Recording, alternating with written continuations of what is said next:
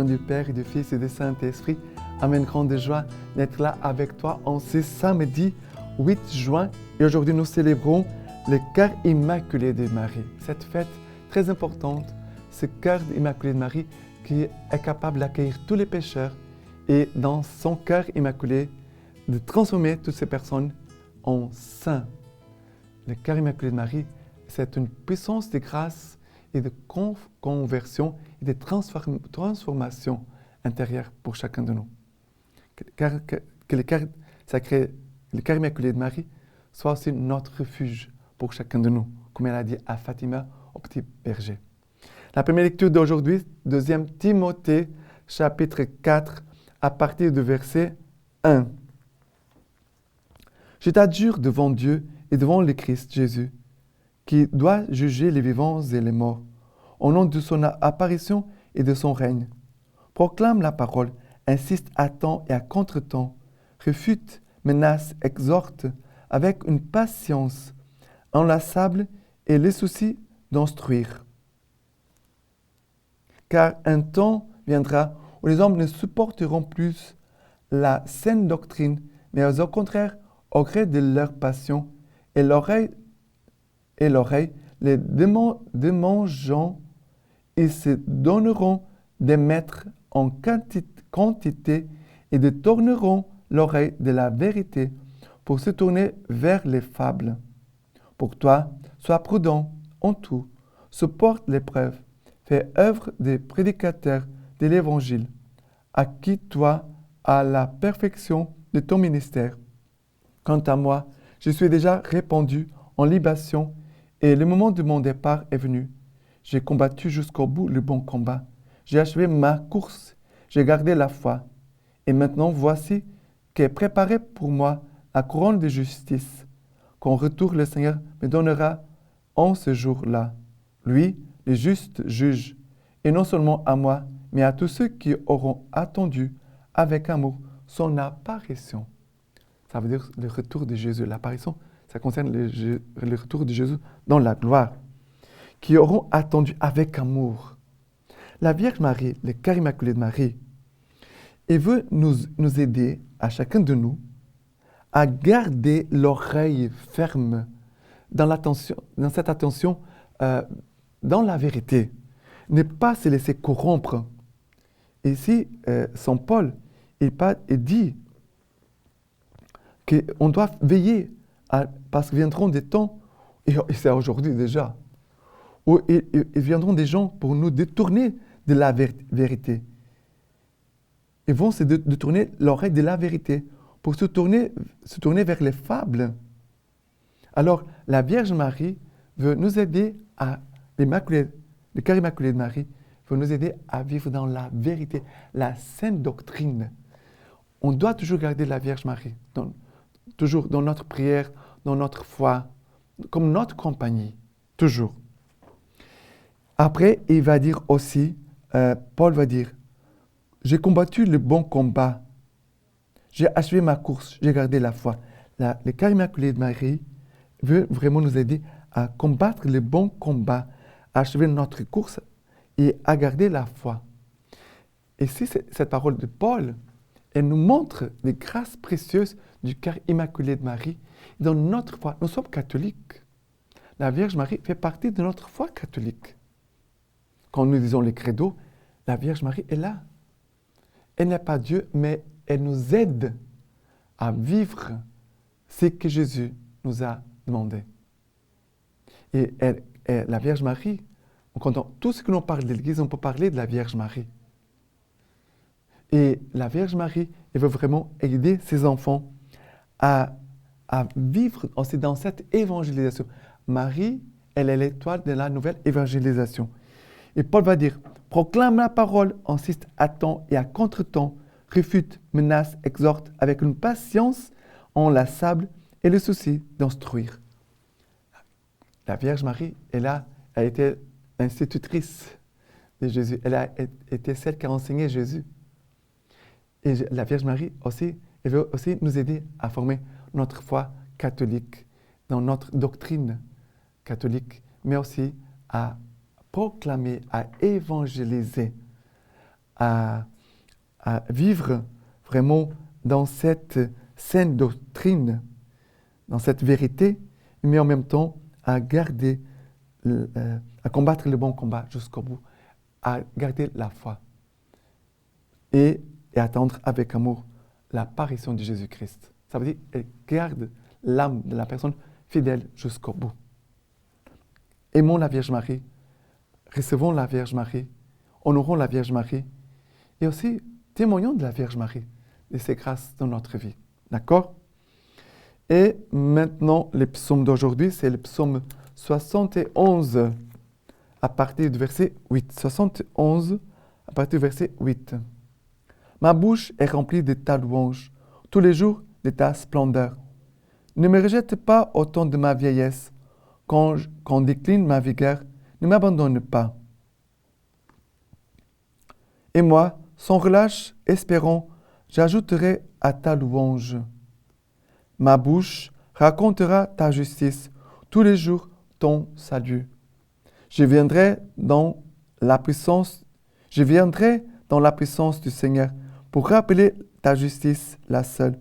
Ô Dieu, tu m'as instruit dès ma jeunesse, et jusqu'ici j'annonce tes merveilles. Or moi, je te rendrai grâce sur la lyre.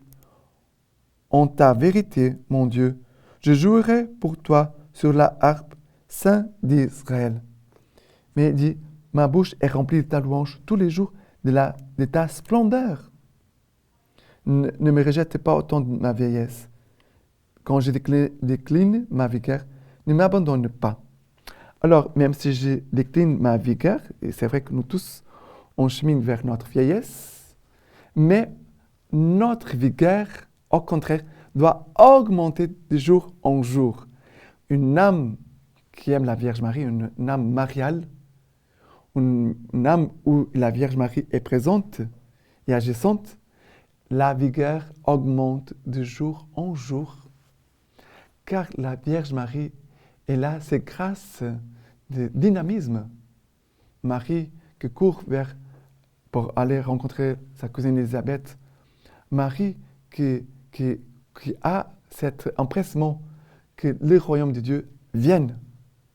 Et Marie veut communiquer aux hommes cette dynamisme, cette vigueur pour attirer le royaume de Dieu sur cette terre.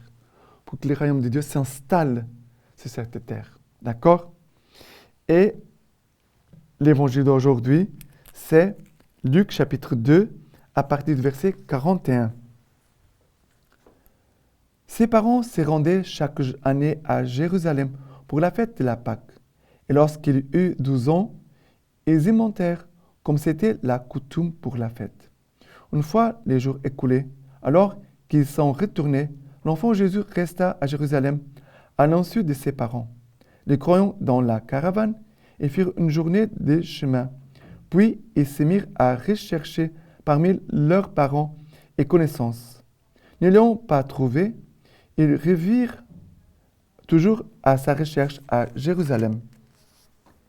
Et il advint, au bout de 3 jours, qu'ils le trouvèrent dans le temple, assis au milieu des docteurs, les écoutant et les interrogeant. Et tous ceux qui l'entendaient étaient stupéfaits de son intelligence et de ses réponses. À sa vue, ils furent saisis d'émotion. Et sa mère lui dit, « Mon enfant, pourquoi nous as-tu fait cela? Vois, ton père et moi, nous te cherchons angoissés. » Et il leur dit, « Pourquoi donc me cherchez-vous? Ne saviez-vous pas que je dois être dans la maison de mon père? » Mais eux ne comprirent pas la parole qu'il venait de leur dire. Il redescendit alors avec eux et revint à Nazareth, et il leur était soumis. Ici, nous parle de Jésus à l'âge de 12 ans. À l'âge de 12 ans, Jésus s'est perdu de ses parents. Il est resté à Jérusalem. Il est là au milieu des docteurs, en posant des questions, en donnant des réponses. Tout le monde était stupéfait de ses paroles. Ça veut dire que Jésus, il entre dans l'adolescence à l'âge de 12 ans. Mais Jésus ne s'éloigne pas de Dieu. Qu'est-ce qu'on voit aujourd'hui? Les ados commencent à s'éloigner de l'Église. Les jeunes, beaucoup de jeunes quittent l'Église malheureusement parce qu'ils cherchent des choses voilà, des plaisirs. Aujourd'hui, la jeunesse, partout dans le monde, cherche des choses qui apportent du plaisir. Mais ils ne connaissent pas les plaisirs de l'âme. Souvent, les jeunes, peut-être, pensent au plaisir du corps. Manger, s'amuser, danser, voilà, se promener. Mais ils oublient une chose très importante, c'est les plaisirs de notre âme. Et on doit aujourd'hui prier pour la jeunesse. On doit confier les enfants, les ados, les jeunes au cœur immaculé de Marie, pour qu'ils ne s'éloignent pas de Dieu. Et en même temps, pour tous ceux qui se sentent éloignés de Dieu, perdus de Dieu, que la Vierge Marie veut t'aider à trouver Jésus. La Vierge Marie, elle a cherché, elle a trouvé Jésus. Tous ceux qui se sentent peut-être loin de Dieu, perdus dans leur foi, demandez le secours de la Vierge Marie, du cœur immaculé de Marie, pour qu'elle vous aide à vous rencontrer à nouveau avec Jésus, de trouver à nouveau le goût de l'âme, le plaisir de l'âme dans la vie spirituelle, des choses divines. D'accord? Et la lecture patristique d'aujourd'hui, de cette fête du cœur immaculé de Marie. Sermon de Saint Laurent.